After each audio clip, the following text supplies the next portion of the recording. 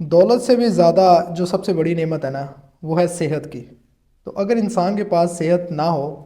تو چاہے جتنی مرضی دولت ہو، جتنا مرضی سکون ہو، انسان خوش نہیں رہ سکتا۔ تو آج کی اس ویڈیو میں آپ کے ساتھ کچھ اپنی پرسنل شیئر کرنے والا ہوں جو کہ میری ہیلتھ سے لے کے ہے۔ بہت سارے ایسے دوست جنہوں نے دعائیں کی ہیں اور جو مجھے فالو کرتے ہیں،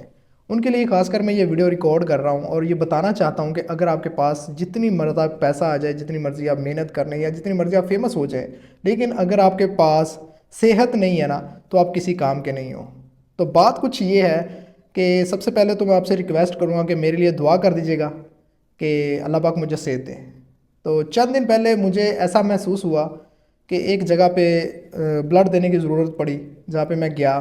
اور پتہ چلا کہ میرے بلڈ میں ہیپاٹائٹس کی شکایت ہے۔ تو میں نے جب اس کی ریسرچ کی، جب اس کی رپورٹس وغیرہ کی، تو پتہ چلا کہ آپ کے بھائی کا جو جگر ہے نا وہ صحیح طرح سے ورک نہیں کر رہا تھا۔ تو ڈاکٹروں نے تو یہ بولا ہے کہ 75% آپ کا جگر خراب ہو چکا ہے، لیکن یہ ہے کہ یہ ریکوریبل ہے، آپ کا جگر خون نہیں بنا رہا۔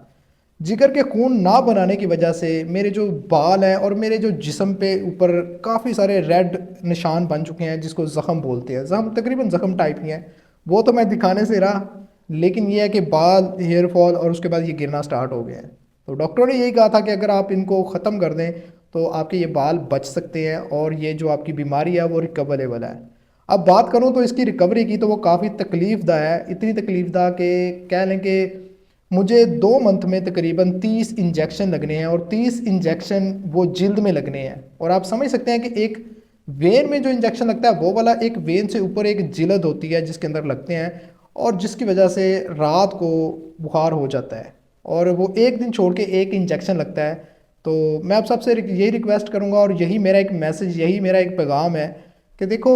انسان کے پاس بہت ساری ایسی چیزیں ہیں جن سے وہ گزارا کر سکتا ہے، لیکن اگر انسان کے پاس صحت نہیں ہے، انسان کے پاس تندرستی نہیں ہے، جو کہ اللہ کی سب سے بڑی نعمت ہے، تو انسان کا گزارا نہیں ہو سکتا۔ تو میں آپ سے یہ ریکویسٹ کروں گا، کام کے ساتھ ساتھ اپنی صحت کے اوپر بھی فوکس کریں، خاص کر وہ بندے جو کہ فری لانسنگ کرتے ہیں، جو کہ گھر میں بیٹھ کے کام کرتے ہیں، ان کے لیے ضروری ہے کہ وہ ایکسرسائز ڈیلی کی کریں۔ میرے ساتھ بھی یہی ہوا ہے، کھانے کی روٹین ایک الگ سے تھی، کام کرنے کی روٹین ایک الگ سے تھی، پراپر کوئی روٹین فالو نہیں کی، جس کی وجہ سے ہم اس بیماری کا شکار ہو رہے ہیں۔